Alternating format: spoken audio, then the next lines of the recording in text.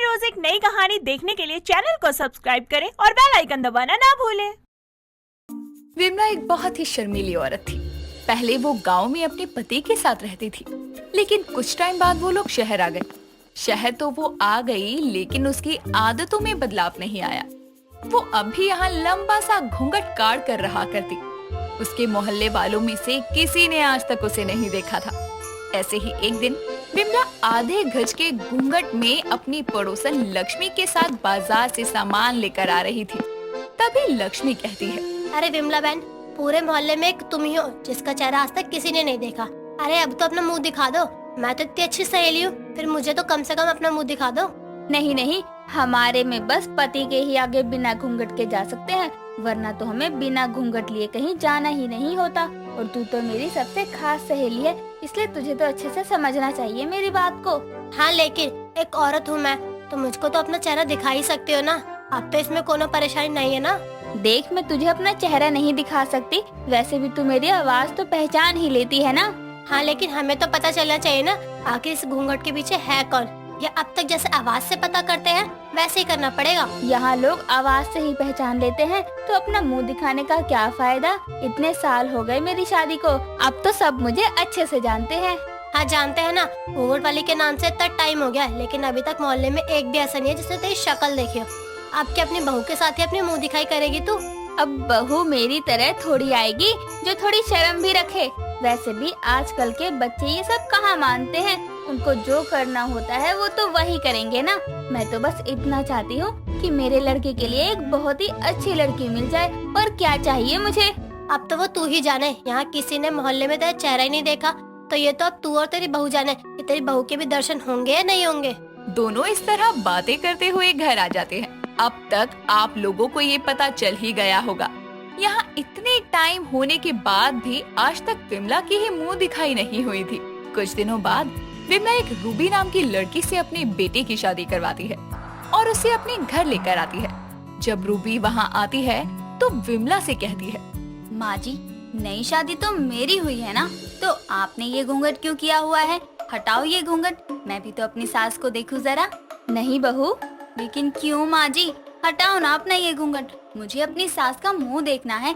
शादी में तो कुछ नहीं बोला, लेकिन अब तो दिखा ही सकती हो ना अपना मुंह। नहीं बहू, मेरी जब से शादी हुई है तब से लेकर आज तक मैं हमेशा घूंघट में ही रहती हूँ, तो घूंघट हटाने को तो मत ही बोल। और मैं तो बोलती हूँ तू भी घूंघट में ही रहा कर, नई नवेली दुल्हन को वैसे भी जल्दी नजर लग जाती है। क्या माँ जी, आप भी ना आज के जमाने में जी रही हो आप, और बातें इतने पुराने जमाने की कर रही हो। जो सच है मैं तो वही बोल रही हूँ, इसमें जमाने वाली कोई बात नहीं है। नजर न लगने के डर से ही सही, लेकिन थोड़ी बहुत शर्म तो होगी ही, इसलिए घूंघट कर ले। यहाँ मैं आपको अपना मुंह दिखाने को बोल रही हूँ और आप हैं कि मेरा ही मुंह छुपा रही हैं। आज तक तो मैंने एक दिन भी अपने सर पर चुन्नी नहीं रखी, तो इतना लंबा घूंघट कहाँ से करूँगी? कोई बात नहीं है बहू, आदत हो जाएगी धीरे धीरे, घूंघट में रहना ही ठीक है। मैं यहाँ घूंघट में रहने से मना कर रही हूँ, मुझे घूंघट में रहने का कोई शौक नहीं है। ठीक है बहू, जैसी तेरी मर्जी, हम तुझे किसी चीज के लिए मना तो नहीं करेंगे, लेकिन अभी एक दो दिन रुक जा, पहले तेरी मुंह दिखाई हो जाए, फिर तू वो करियो जो तेरा मन करे।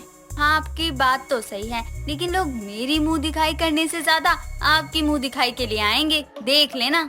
मेरी तो आधी से ज्यादा जिंदगी अब इसी घूंघट में निकल गई, तो अब क्या ही घूंघट हटाना।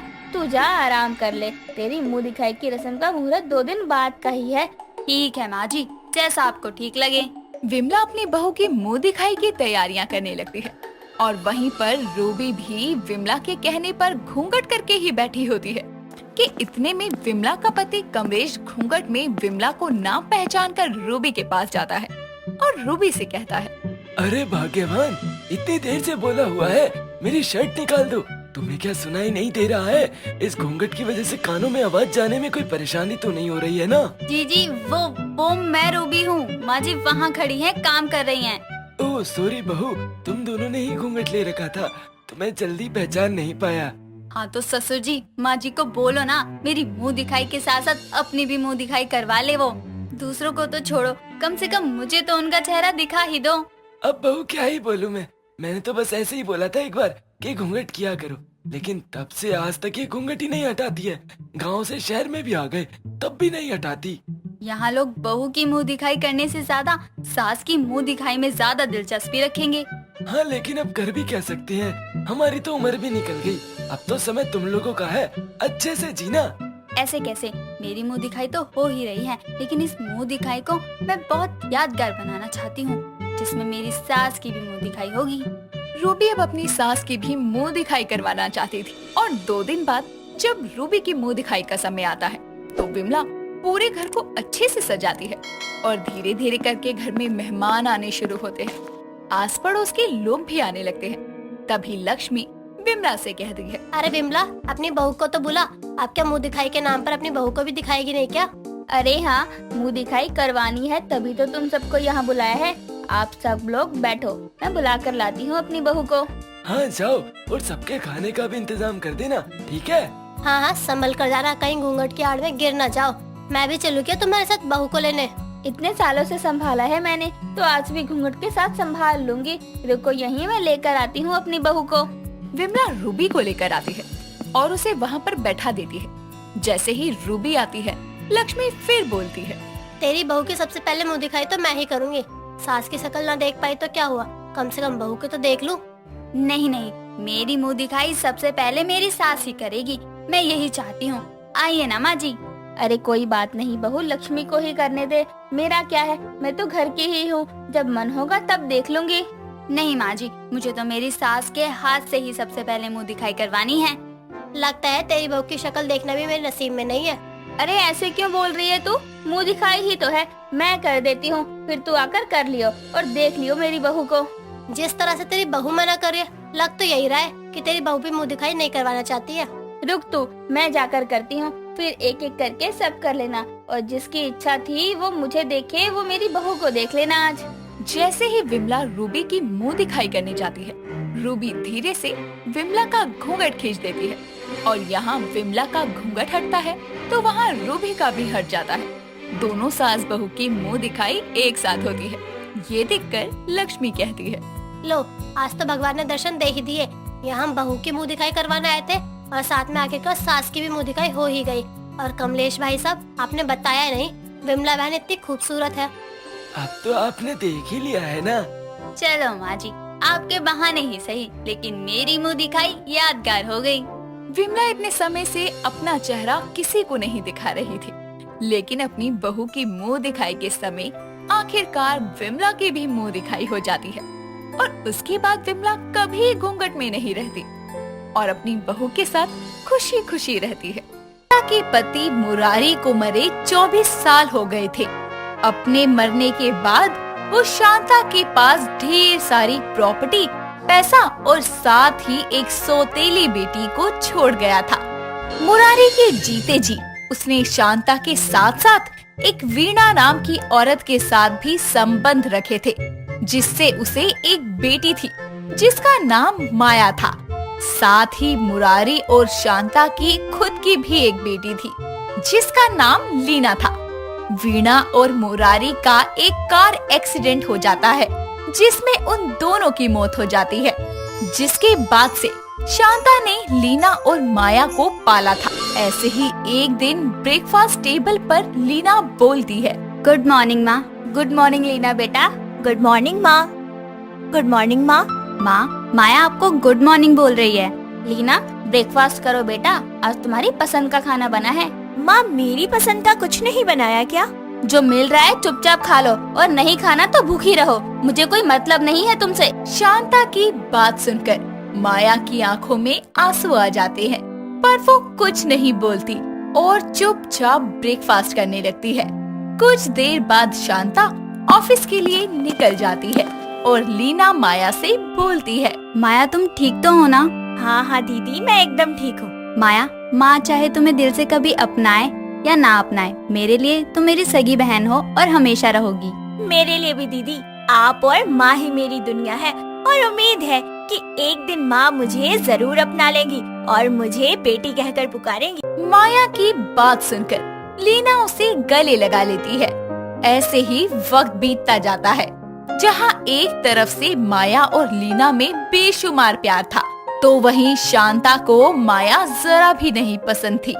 आज तक उसने कभी भी उसे अपनी बेटी समझ के प्यार नहीं दिया था।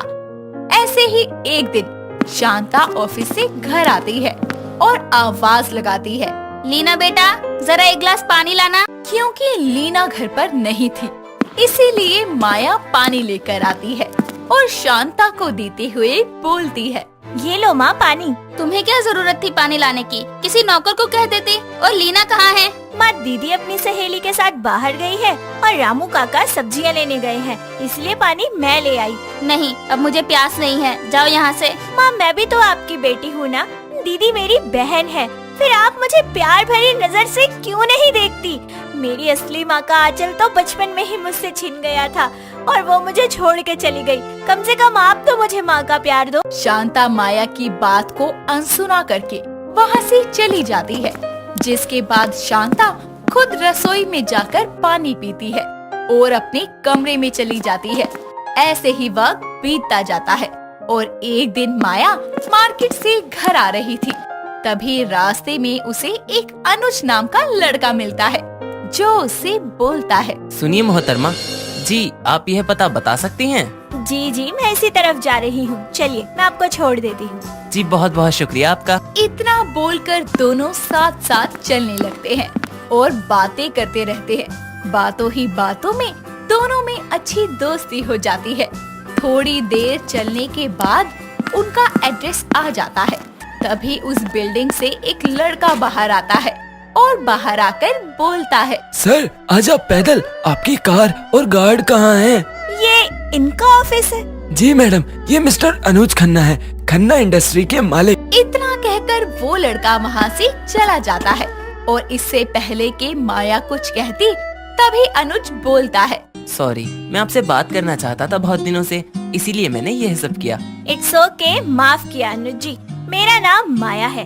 वैसे मेरा कॉलेज खत्म हो गया है और अब मैं जॉब की तलाश में हूँ। क्या आपके ऑफिस में कोई वैकेंसी है? अगर हो तो बताना। जी जी बिल्कुल है, आप कल आ जाना। अनुज को बाय बोलकर माया वहाँ से चली जाती है। ऐसे ही एक दिन शांता लीना को अपने साथ बिजनेस पार्टी में ले जाती है, जहाँ लीना की मुलाकात अनुज से होती है और वो पहली ही बार में उसे अपना दिल दे बैठती है। वक्त बीतता जाता है, माया अनुज के साथ काम करने लगती है और इसी बीच दोनों को एक दूसरे से प्यार हो जाता है। माया अनुज को शांता और लीना के बारे में सब बताती है। ऐसे ही एक शाम अनुज माया को घुमाने के लिए लेक पर लेकर जाता है, जहां दोनों बोटिंग करते हैं। तभी अनुज माया से बोलता है, माया, मैं तुमसे बहुत प्यार करता हूँ और तुम्हें हमेशा के लिए अपनी जिंदगी में लाना चाहता हूँ। क्या तुम मेरी बनोगी? हाँ अनुज, मैं भी तुमसे बहुत प्यार करती हूँ और करती रहूंगी। इतना कहकर दोनों एक दूसरे को गले लगाते हैं। कुछ देर बाद माया घर आती है और लीना अनुज के बारे में बताने के लिए माया के पास जाती है। उसे देखकर लीना खुशी से उसके गले लग जाती है और उसे बोलती है, कहाँ थी तुम माया? मुझे तुम्हें कुछ बताना है। दीदी, मुझे आपको कुछ कहना है, किसी से मिलवाना है, पर उससे पहले आप बताइए कि आप इतनी खुश क्यों हैं? क्या हुआ? माया, मुझे प्यार हो गया है और मैंने माँ को भी बता दिया है उस लड़के के बारे में। माँ ने उसके घर वालों से बात भी कर ली है और वो शादी के लिए तैयार भी है। रुक, मैं तुम्हें उसकी फोटो दिखाती हूँ। इतना कहकर लीना जल्दी से अपने फोन में माया को अनुज की फोटो दिखाती है, जिसे देखकर माया एकदम सुन पड़ जाती है। उसके खिलखिलाते लब उदासी में बदल जाते हैं और वो बोलती है, दीदी लड़का बहुत अच्छा है, बहुत हैंडसम है, आप दोनों साथ में बहुत अच्छे लगेंगे।